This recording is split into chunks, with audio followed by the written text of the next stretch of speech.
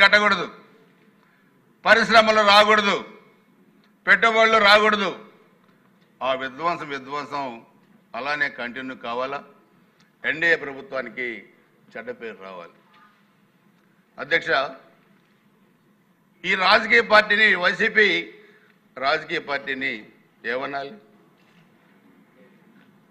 అది రాజకీయ పార్టీనా?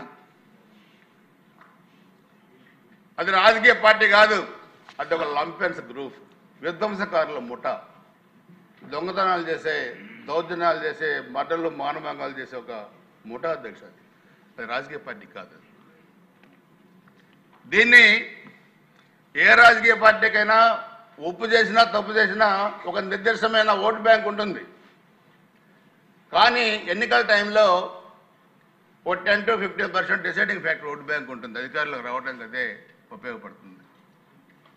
మొన్న వీళ్ళు మాట్లాడిన మాటలు చూస్తే ఇక జీవితంలో వైసీపీని అధికారంలోకి రాకూడదు, రాకుండా చేయాలని ఒక నిశ్చయానికి వచ్చారు ఆంధ్రప్రదేశ్ ప్రజానీక. వ్యాపార వర్గాలు ఉన్నారు, పెద్దలు ఉన్నారు, రిటైర్డ్ ఎంప్లాయీస్ ఉన్నారు.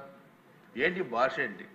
ఓడిపోయిన వీళ్ళలో కనీసం పశ్చాత్తాపం లేదా? వీళ్ళల్లో 5 సంవత్సరాలు ముఖ్యమంత్రిగా పనిచేసిన వ్యక్తి నరకండి, చంపండి, నరికితే తప్పేంటంటే?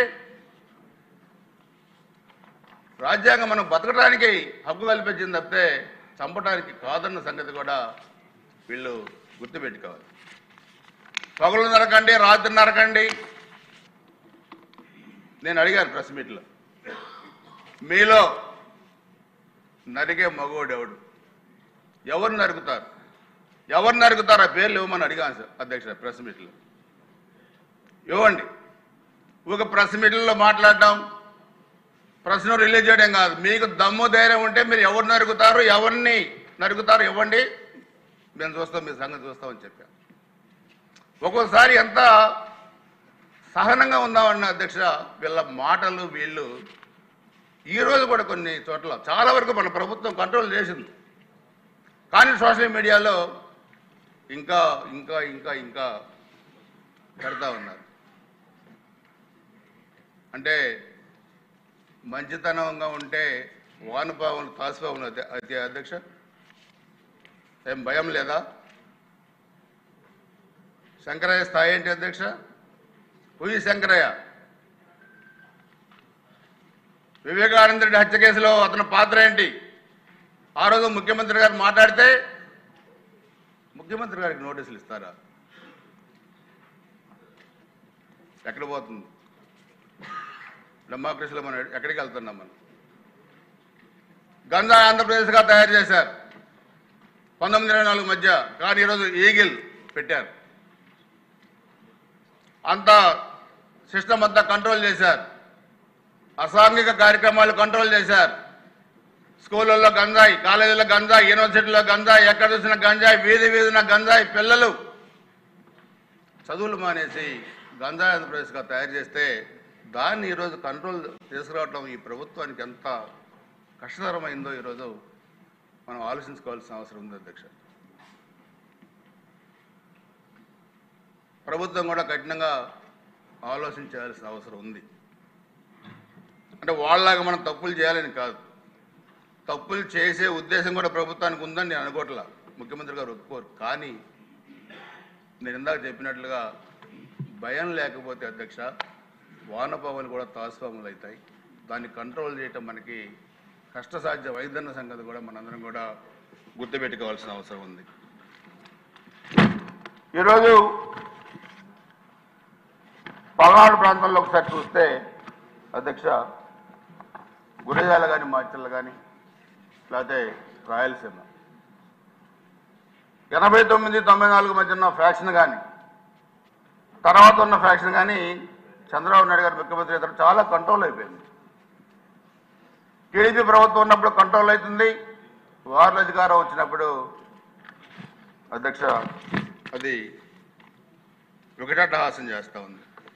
గురిజాల్లో 1924 మధ్య 11 మంది తెలుగుదేశం పార్టీ కార్యకర్తలను చంపారు అధ్యక్ష. ఒకళ్ళు ఇద్దరు కాదు, 11 మంది. 30 సంవత్సరాలుగా నా రాజకీయ జీవితంలో నన్ను భుజాలపై మోసిన నా అన్నల్ని తమ్ముళ్ళని నడి బజార్లో గొంతు కోసి చంపారు. దీని మీద కొన్ని కేసులు కూడా లేవు. దీన్ని ఏమనాలో, ఈ వికృత క్రియని ఏమనాలో ఒకసారి మనం ఆలోచించుకోవాల్సిన అవసరం ఉంది అధ్యక్ష. వీళ్ళు చేసిన అక్రమ మైనింగ్లో 8 మంది పిల్లలు, ఒకళ్ళిద్దరు కాదు, 8 మంది ముక్కుపచ్చలారిని చిన్న పిల్లలు చనిపోయారు అధ్యక్ష. వీళ్ళు చేసిన అక్రమ మైనింగ్ గుంతల్లో పెట్టి. దీని మీద కేసులు లేవు. ఆ రోజు మేము అపోజిషన్లో చెప్పాం, ఆ రోజు కలెక్టర్ గారికి, ఎస్పీ గారికి చెప్పాం, కనీసం రివ్యూ చేయండి మీరు, ఎందుకు ఇంతమంది పిల్లలు చనిపోయారంటే రివ్యూ చేసే ఇది కూడా ఆ రోజు ప్రభుత్వానికి లేదు అధ్యక్ష. 80 సంవత్సరాల వృద్ధుల మీద 307 కేసు పెట్టారు. తురకబాలేని విలేజ్లో ఒక మైనార్టీ కుటుంబం మీద 80 సంవత్సరాల వృద్ధ దంపతుల మీద 307 కేసు. ఒడ్ర కార్మికుల్ని చేసిన కూలికి డబ్బులు అడిగితే మణికంఠ అనే కుర్రాడిని కత్తులతో పొడిచి పేగులు బయటకు లాగి చంపారు అధ్యక్ష. ఇళ్ళు తగలబెట్టారు.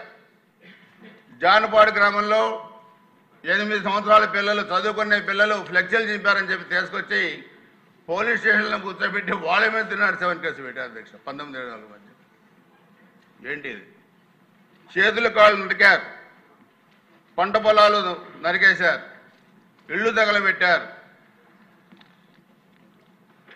ఇది చూస్తే అధ్యక్ష, నడి బజార్లో సైదా అనే ఒక ముస్లిం కార్యకర్తని ఏ విధంగా కాల్చి విరగొట్టారో, ఆ రోజు దారిని పోతున్న ఒక వ్యక్తి